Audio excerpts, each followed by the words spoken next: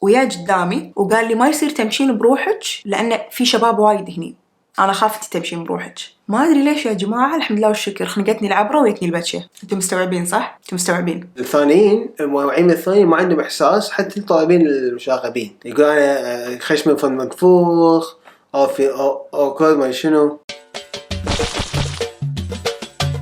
عندي سؤال، شنو بتكون ردة فعلكم إذا شفتوا واحد يكلم نفسه بمكان عام؟ إنزين شنو راح تكون ردة فعلكم إذا لقيتوا ريال قاعد يركض بمجمع وقاعد ينط ويرفرف بدينه؟ شنو بتكون ردة فعلكم لما يجيكم واحد ما تعرفونه ويمدح لبسكم؟ أكيد راح تقولون هذا مينون، خبل، ربيته ناقصة، مو متربي، مو طبيعي، في شيء. شفتوا السيناريو اللي قلت لكم إياه هذا كله يسويه أخوي فارس. أخوي فارس شاب توحدي. طبعاً هل أنا راح أحكم على الناس إذا قالت عنه مينون ولا خبل؟ لا طبعاً ما راح أحكم عليهم، لأن الناس لها بالظاهر ما لها بالباطن، هم ايش دراهم. فاللي إحنا علينا نسويه كوحدة عندها أخو توحدي إني أنا أنشر الوعي. لو شنو تنرفزت، لو شنو عصبت، لو شنو تأثرت، هل حقيقة إن أنا أخوي فارس شاب توحدي راح تتغير؟ ما راح تغير. قبل لا نبلش الحلقة ودي إني أنا أقول وأشرح تعريف التوحد بشكل صحيح، لأن الفترة الأخيرة لاحظت إن البعض يستخدم كلمة متوحد بشكل فيه إهانة أو بقصد الإهانة. يعني وايد أقرأ كومنتات أو يعني حتى سمعت ناس حواليني لما يشوفون أحد قاعد بروحه يقولون إيش فيه هذا متوحد، الحمد لله والشكر، أو إنه متوحدة. فأنا شخصياً الفترة من الزمن هالمصطلح كان وايد يضايقني لدرجة إني كنت أتهاوش مع الناس بالكومنتات، بس الحين كبرت واستوعبت إنه والله الحين أنا بدل ما أعصب وعي يا بنت الحلال، وعي الناس.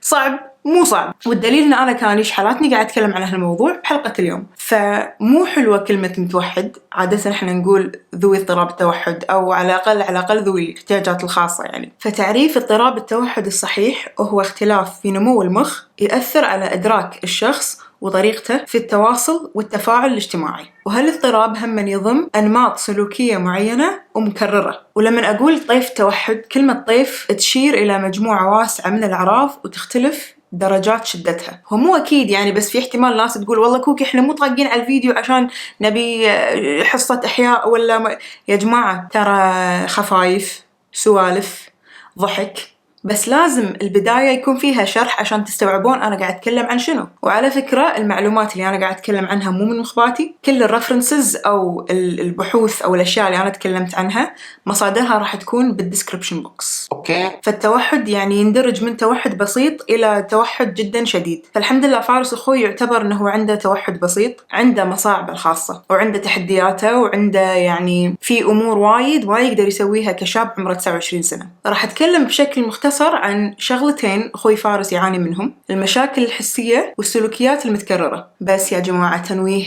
بسيط قبل لا ندش بالعميق، أنا قاعدة أتكلم عن تجربتي الخاصة كأخت لشاب توحدي.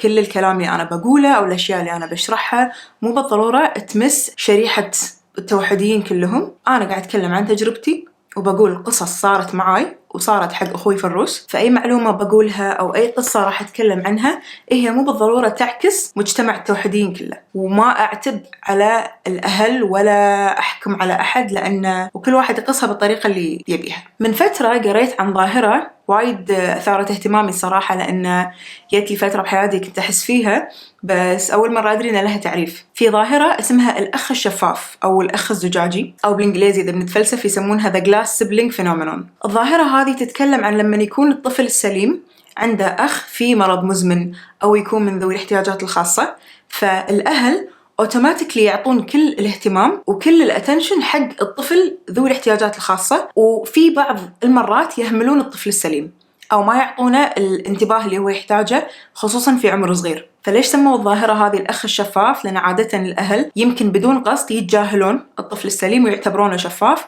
ويكون تركيزهم كله على الطفل ذوي الاحتياجات الخاصة أو اللي عنده مرض مزمن. فما أدري إذا في ناس تتساءل ولا لا، بس شنو شعور الأخ أو الأخت اللي يكون عندهم أخو أو أخت من ذوي الاحتياجات الخاصة؟ شو يحسون فيه؟ بما أني أنا اللي قاعد أسولف، أنا راح أتكلم عن تجربتي الشخصية we listen we don't judge. من الأخ، أنا وفارس بيننا بالعمر 4 سنين.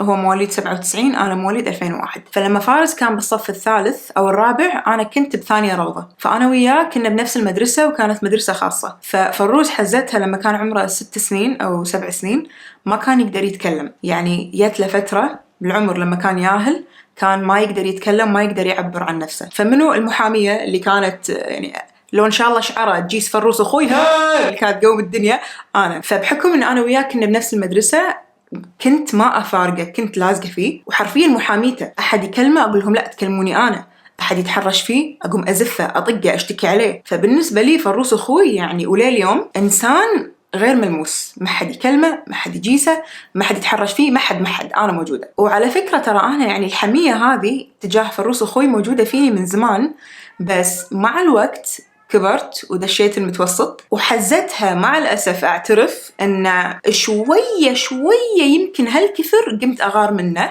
أو مو أغار منه هو بصريح العبارة، كنت أغار من اهتمام أمي وأبوي له. ويمكن أتوقع حتى كلمة غيرة مو بمحلها، ما كانت غيرة كثر ما أنها كانت يعني فترة زمنية بحياتي أنا محتاجة أحد يقعد معاي ويجابلني ويسألني إيش فيك ما فيك. هل أنا ألوم أهلي بهالفترة؟ لا طبعا.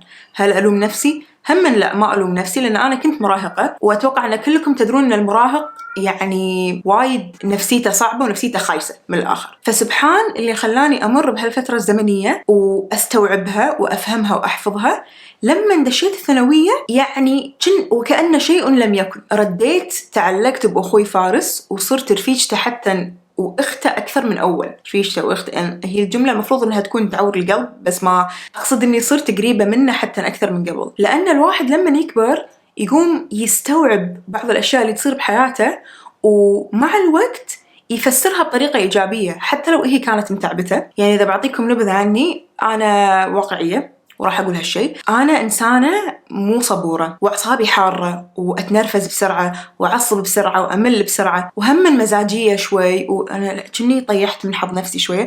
يا جماعة كلنا فينا عيوب، مو الحين يطلعون الفيديو وتقولون هذه مجنونة لا تسمعون كلامها. لا يا جماعة، أنا أتكلم عن سلبياتي عشان جاية بتكلم عن الإيجابيات اللي فارس أخوي أعطاني إياها. فلأني أنا هذا كله استوعبت إن أمبي فروس أخوي علمني الصبر، علمني أتحمل مسؤولية، علمني شلون أمسك أعصابي ببعض المواقف، وعلمني شلون أقرأ وجهه، أقرأ تعابيره إذا هو ما يتكلم ولا مو عارف يحس مو عارف يعبر. فلما أشوف نفسي قبل وأشوف نفسي الحين يصير فيني أمبي فروس وايد غير فيني أشياء للأحسن. يعني مع أنه يعني للأسف في ناس ممكن تشوف أن الولد ذو الاحتياجات الخاصة ابتلاء، وممكن الأم اللي تولد وتتعب وتربي تقول إن ولدها ابتلاء ويعني الله يلوم اللي يلومها. بس فارس أخوي يعني على كثر ما أن أمي تعبت معاه وعلى كثر ما أنه هو بنفسه تعب، إلا أنه أكثر إنسان بالعالم علمني دروس وحطني بمواقف إنه لو أنا تربيت بدون أخ توحدي ما كنت راح أحس فيها ولا كنت راح أكون أنا الشخص اللي هو أنا اليوم. فالحمد لله يا رب كبرنا وتطورنا وتخطينا كونسبت الأخ الزجاجي. شغلة ثانية أثرت فينا بالعائلة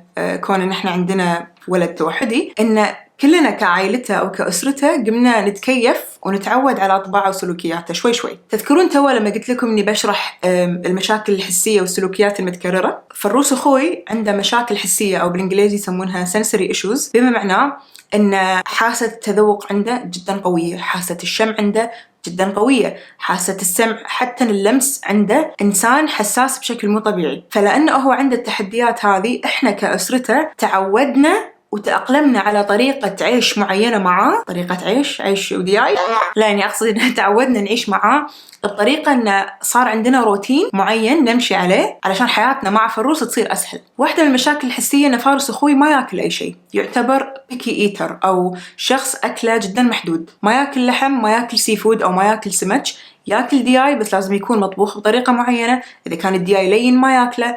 ياكل عيش بس مو أي عيش، لازم يكون عيش أبيض. ياكل كربوهيدرات وايد لأن الكربوهيدرات تعتبر سيف فود أو يعتبر أكل آمن للطفل أو حتى للشاب التوحدي، لأن الكربوهيدرات يعتبر أكل مألوف وإلى حد ما له طعم. فالكربوهيدرات تقلل من المشاكل الحسية التذوقية عند الشاب التوحدي. فصرنا أنا وأهلي إذا بنطلع مطعم لازم نقعد كلنا اجتماع مغلق ونحط هذه الإشارة اللي عند الباب ونقول يا جماعة وين ناكل، نبي مكان في أطباق يقدر ياكلها فروس أخوي. أذكر جت لي فترة، تذكرون لما قلت لكم عن الأخ الزجاجي توا، جت لي فترة يعني متوسط كنت إيمو، تعرفون يعني مراهقة فكان في مطعم، أتوقع تذكرون يا جماعة المطعم اللي يعطونكم تب أو باكت داخله سي فود، داخله قبقب مع صوص وعيش، فتكبونه على السفرة وتاكلونه بجلوفز. أنا هالمطعم كان حلم حياتي أبي أذوقه. كنت أشوف بسناب أيام 2017-18 وأتشوق، بس ما نقدر نروح. ليش؟ لأن فارس ما ياكل سي فود. فكنت يعني فوق الظاهرة اللي كانت حايشتني، فحقدت عليه حقد يا جماعة. يا البطينية يا البطة، تحقدين على أخوك عشان مطعم؟ إيه، أحقد على أخوي عشان مطعم؟ لا صدق يا جماعة. يعني هذه واحدة من الأشياء اللي إحنا كنا يعني نضحي فيها عشان فروس أخوي، ما نروح مطاعم معينة لأنه ما يقدر يأكل. حتى المرة من 2 أتوقع إبليس ركب راسي ونسيت إن المطعم اللي أنا حاجزته حق عيد ميلاد أخوي العود ما عندهم شيء يأكله فارس، لأنه صار فيني أوكي أخوي العود يحب الأكل التشاينيز وإحنا كلنا ناكل تشاينيز، وأنا حاطة ببالي إن فارس تعشى، بس فارس ما تعشى. فلما رحنا المطعم ما أكل شيء، مبلا أكل. تعرفون سلة الضيافة اللي فيها خبز، كلا 4 منهم. وهم من نفس الوقت لما بنطلع بالويكند إذا بنروح مجمع نحاول إن نروح للصبح، لأن عادة ما يكون زحمة ويكون هادي. لأن واحدة من المشاكل الحسية الثانية اللي فارس أخوي يمر فيها إنه ما يتحمل الزحمة والأماكن المغلقة، ولا يتحمل الإزعاج. لو تشوفون صوره وفيديوهاته معظم الوقت يكون حاط على رقبته سماعة، ولما نطلع يحط بجنطته 3 أنواع سماعات. حبيبي لو دي جي ما تجيب معك سماعات هالكثر يعني شلون؟ لا بس صدق يعني هو حافظ الروتين ماله إنه ما يروح مكان إلا وسماعته معاه، عشان إذا مثلا كان في ياهل قاعد يبكي ولا في أحد قاعد يصرخ ولا كان زحمة يلبس سماعاته ويكمل حياته طبيعي. فمثل ما قلت نحاول نحن نتفادى نروح أماكن مزدحمة. إذا بنطلع قهوة ولا بنطلع مجمع حتى لو كان بأيام الأسبوع نحاول نروح بالوقت اللي ما يكون فيه وايد ناس. مثال ثالث على المشاكل الحسية مثلا الملمس. فارس أخوي ما يقدر يلبس بعض الملابس اللي تكون خشنة مثلا، يعني عرفتوا قصدي؟ في خامات معينة فروس ما يتحمل يلبسها، مثلا ما يحب اللينن، ما يحب الخام. تعرفون الخام خام هدوم التمرين اللي هو يكون شلون أشرحها ما أدري، ما يحب يلبسه. ومو ذاك الزود يحب يلبس ألوان. فمثلا لو لنفترض إنه أخوي فارس ضايع، شلون أوصفه؟ ريال لابس تيشيرت أسود بنطلون أسود بس، هذا اليونيفورم ماله، على طول يلبس تيشيرتات قطن مع بنطلونات سودة طويلة قطن. هذا الخام اللي يرتاح له، هذا الستايل اللي هو يحبه. وعلى طاري الألوان المكررة واليونيفورم وكذي، التوحديين عادة أبي أقول يمكن 9 من أصل 10 عندهم روتين معين لازم يلتزمون فيه كل يوم، وإذا ما مشوا عليه عادي حيل نفسياتهم تتعب. على سبيل المثال روتين فروس مؤخرا يعني أنه يقوم الساعة 6، يتريق 6:30، 7 يروح النادي، يرد من النادي الساعة 11، يسبح، يصلي، ينام، بعدين يقوم من النوم، يتغدى. يعني انتوا فاهمين قصدي؟ عنده روتين واضح ستريت فورورد، لو اخترب يعتفس يومه كله. وهالشغلة يعني تخليني أفكر أقول سبحان الله، هو توحدي وعنده جدول ثابت يمشي عليه كل يوم، وإحنا بعضنا يا الطبيعيين يلي أمورنا المفروض تكون أحسن منه معظمنا متدودهين وما نعرف شلون ننظم وقتنا وننام بوقت ونقوم بوقت. منو تقصدين بهالمسألة؟ أنا نظمي وقتك يا بنت الحلال، تعلمي من أخوك والله العظيم حالة. بس لا صدق يعني هو عنده روتين يسويه كل يوم. ممكن روتين الويكند يختلف، بس بيام الأسبوع عنده طريقة معينة يحب يمشي فيها، عنده حزة نوم معينة، عنده حزة قعدة معينة. فهذه واحدة من الأشياء اللي أنا أغبط أخوي فارس عليها، واسم الله عليه يعني وايد واضح من هالناحية، وايد مضبط أموره بنفسه. وبعضكم ممكن يحوشه فضول إن هل فارس يسوق، فروس ما يسوق لأنه هو أصلاً ما يقدر. فعنده اشتراك مع تاكسي يمر البيت ياخذه يرده يقطه، يعني شقردي مضبط أموره. هم شغلة ثانية بيتكلم عنها كأخت لشاب توحدي، إن معظم الوقت أنا المترجم. شلون يعني كوكي أنت المترجم؟ يعني على سبيل المثال إنزين شلون، خليني أشرح لكم. أنا بداية الفيديو قلت إن مصطلح اضطراب التوحد هي صعوبة في التواصل الاجتماعي. فروس أخوي اسم الله عليه وايد تطور عن أول. يعني أول كان يتحاشى الناس، ما يحب يقعد وياهم، أو إذا كان يقعد فتشة وبعدين يروح، أو يقعد فترة ويروح. والله العظيم الشكر كله يرجع لله سبحانه وتعالى، ثم لأمي، لأن أمي جابلتها وقعدت معاه يا جماعة قسما بالله العظيم، مو لأنها أمي، لنفترض إن هي طبيبة أنا أعرفها بس من بعيد. الطريقة اللي ربت فيها أخوي فارس وقعدت معاه وعلمته شلون يقرأ، علمته شلون يكتب، علمته شلون يتكلم. كل أم يا جماعة، سواء كنتي أم لطفل توحدي ولا كنتي أم حق أطفال طبيعيين. يا جماعة الأمهات سوبر هيروز، والله العظيم أبطال خارقين، ما أدري أنتوا شلون كذي، الله يحفظكم ويعطيكم طولة العمر جد. بس خصوصاً لما تكون أم لطفل توحدي. يعني أنا ما أذكر إني أنا لحقت على فروس لما كان وايد صغير، بس حتى لما كان قاعد يكبر أمي تعبت على تربيته وايد. فأحس إنه هو لو تربى ببيئة غير بيئته هذه كان ما تطور التطور اللي خلاه الحين من كثر ما يقرق يتكلم ما يسكت.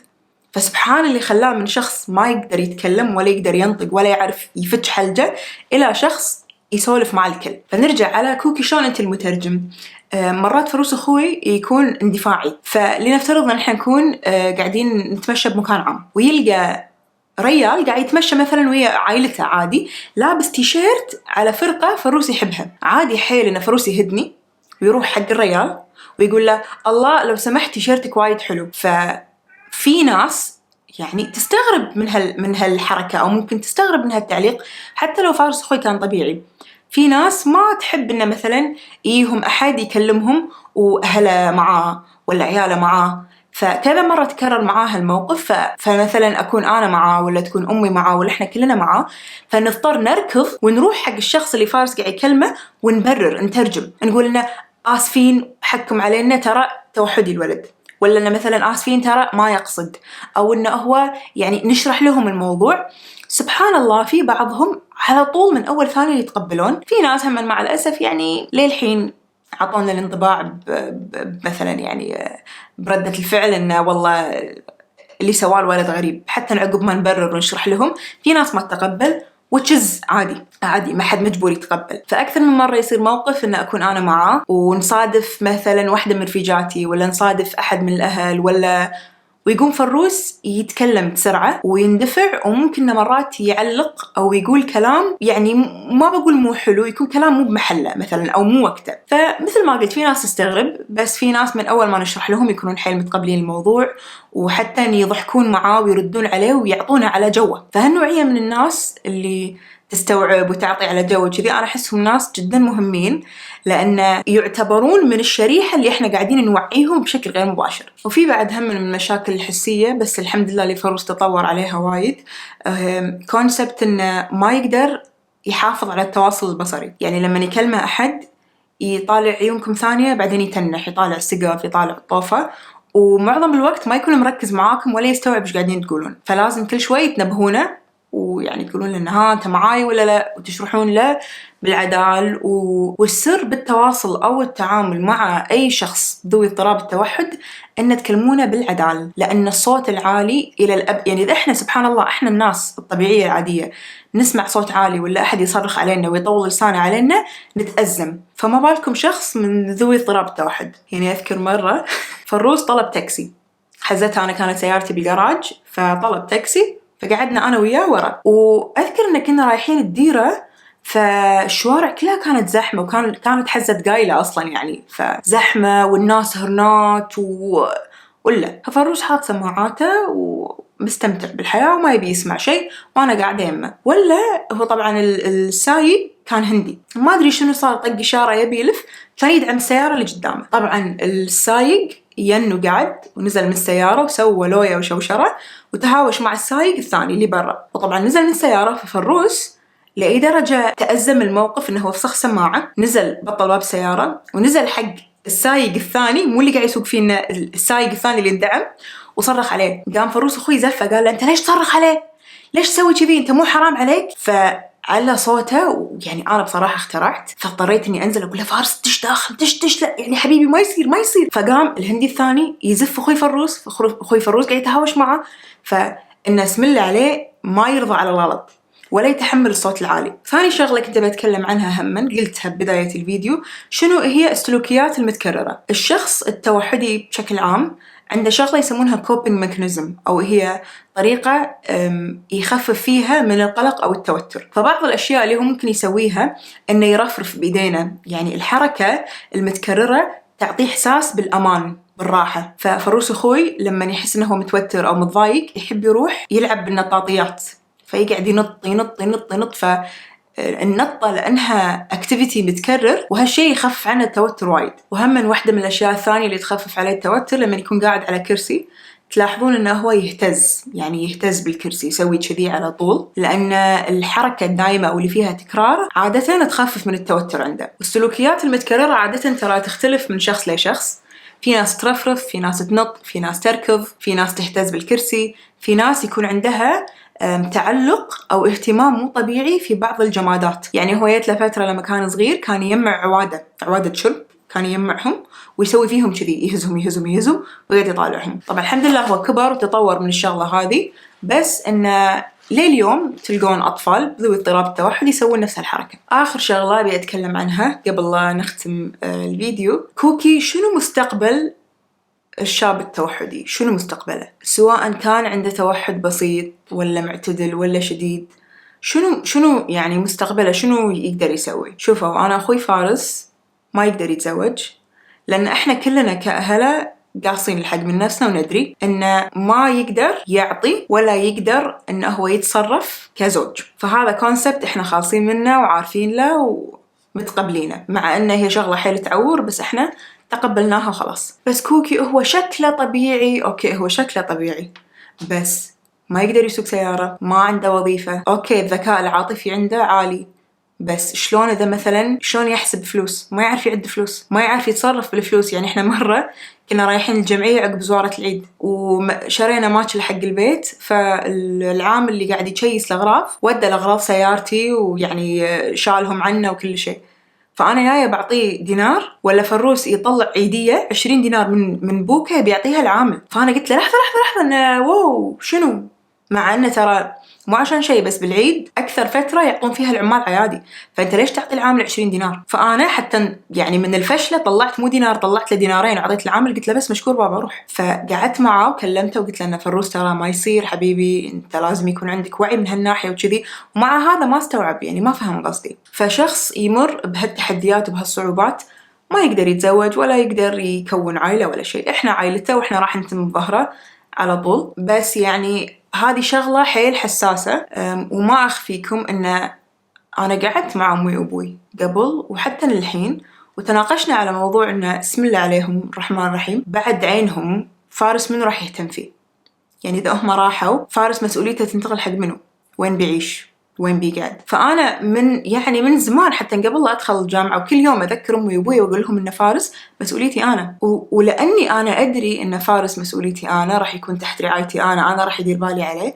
هم من الشيء هذا قام يوترني أنا، قام يخرعني أنا، مو لأن الموضوع يتعلق بفارس، بس لأن حتى أنا أفكر بمستقبلي. أقول لنفترض إن أنا بكون أسرة أو إني أنا بفتح بيت، هل الطرف الآخر راح يتقبل إن فارس يكون معاي؟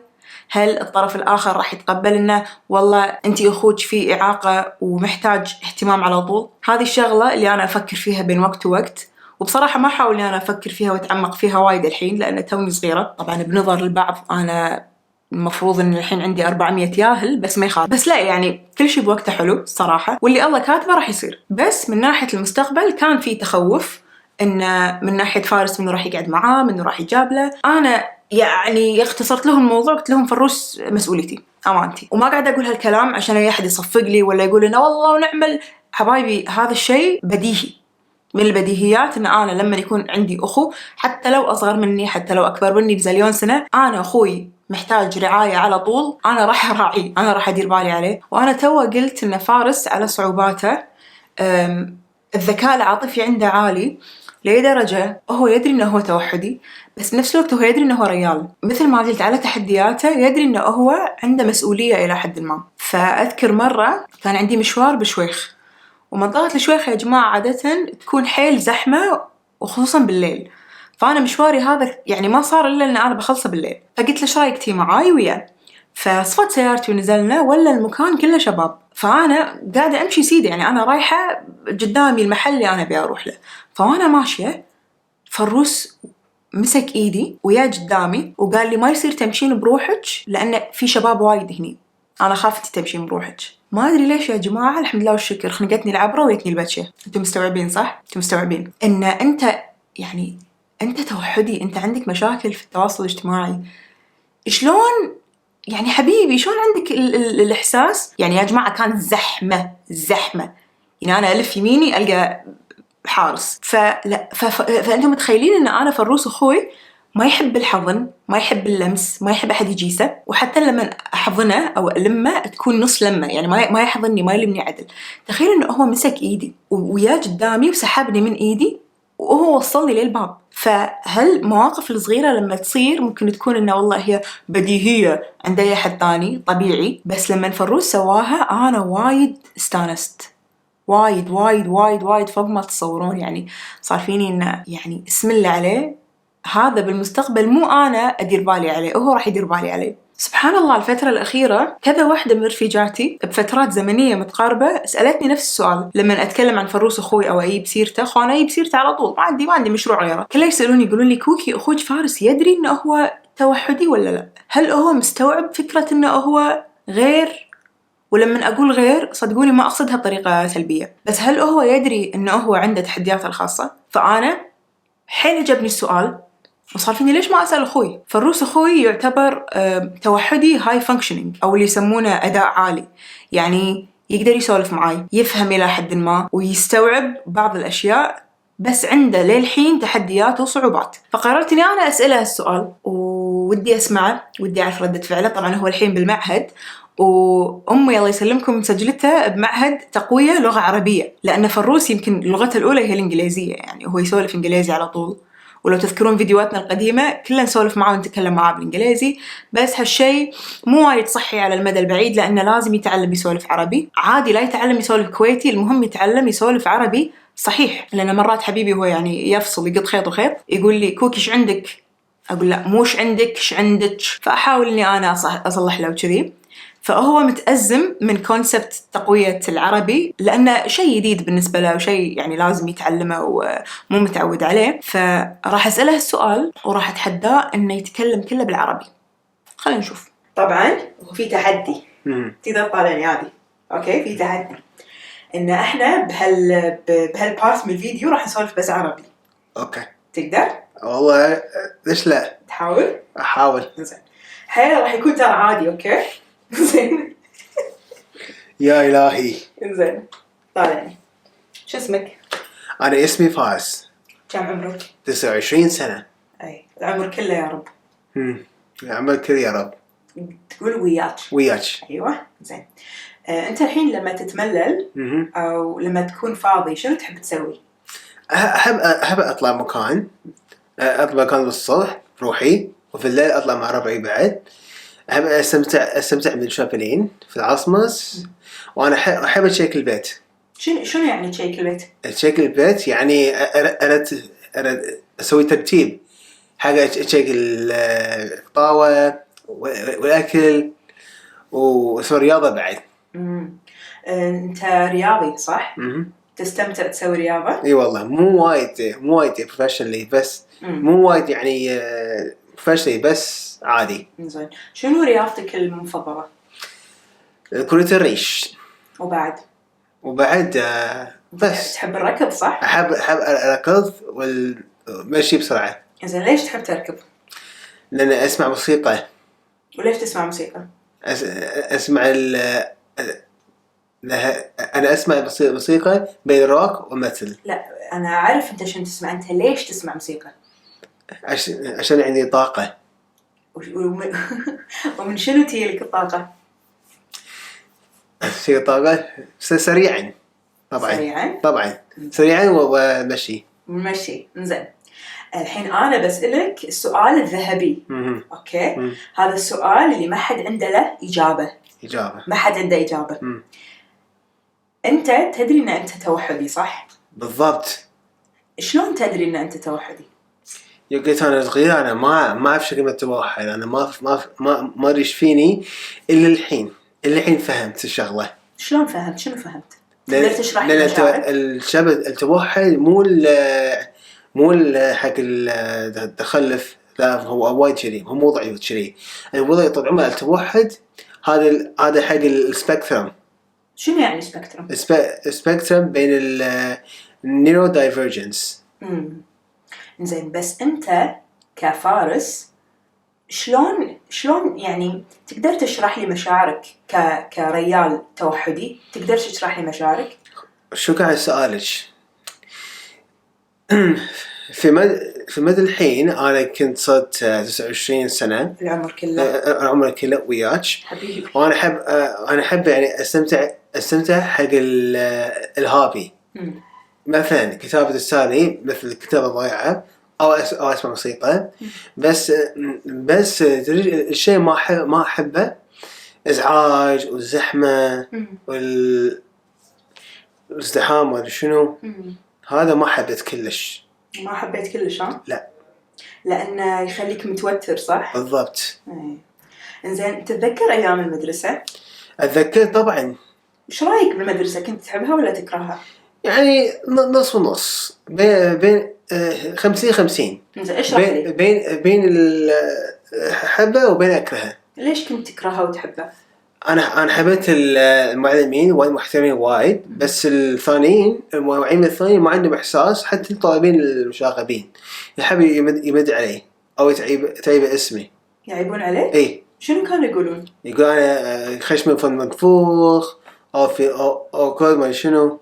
من صدقهم؟ إي والله ما عندهم إحساس كلش. وشنو كنت يعني أنت كنت ترد عليهم ولا كنت تحقرهم؟ شنو كنت؟ حاولت أحقرهم بس أنا وايد لعت شدي أمد إيدهم.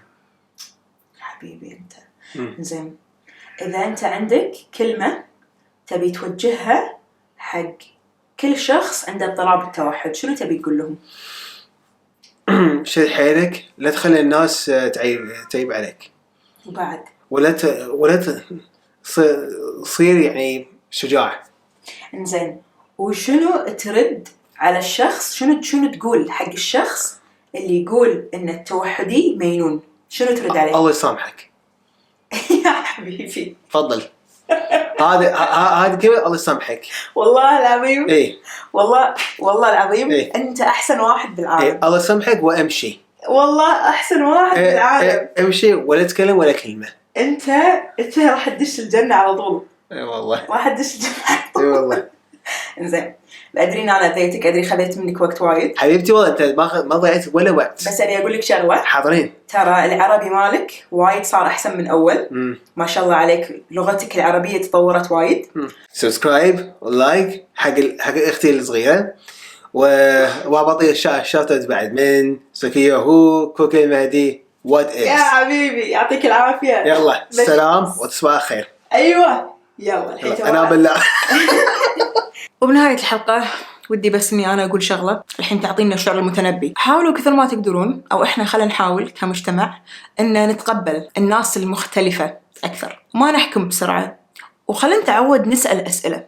أنا اللي استوعبت إن في وايد ناس تستحي تسأل لأنها تخاف إنها تجرح مشاعر الشخص اللي قدامها أو إنها تخاف إنها تكون ملقوفة. بس لا يا جماعة الواحد إذا ما سأل شلون بيعرف الإجابة وشون بيوعي نفسه ويوعي اللي حوالينا. أتمنى أن نكون زيين مع بعض وأتمنى أن نكون طيبين مع الناس اللي أضعف منا لأن الطيبة ببلاش. وترى التوحد مو مرض هو اضطراب مو مرض لأن ما راح أسمي كل إنسان مختلف عني شوي مريض. وودي إن الناس هم تنتقي ألفاظها أكثر ونعرف شلون نسولف لأن الكلام الزين سهل وينقال وبلاش وما يبي له شيء بس نتعلم نصير حلوين وزينين مع بعض. ويا تكفون شوفوا خطي خايس. يعطيكم العافية على المشاهدة ونشوفكم في متى صار هذا ثاني شو النهاية. أشوفكم بالحلقة الجاية يا جماعة. اللي يعرف شنو بقول الحين له جائزة. حر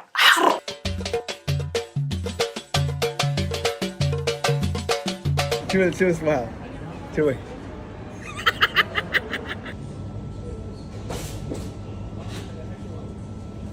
يا هلا طعشون مثبتة ذيلها على حبيبتي لا تنسين تطلبين العشاء اليوم اوكي حق طرن. يا هلا شنو هالجمال والدلع. 50 دينار. More like a desirous food. Get it? Desirous? Yeah. الله يعطيك. No, you're not gonna eat it. No. ديسبلين ها. وكلني وانا قاعد اسوق وكلني. يلا وكلني. يلا ضحتوني. وي يا قلبي انت ما تحب الانترو صح؟ اي والله. شلون؟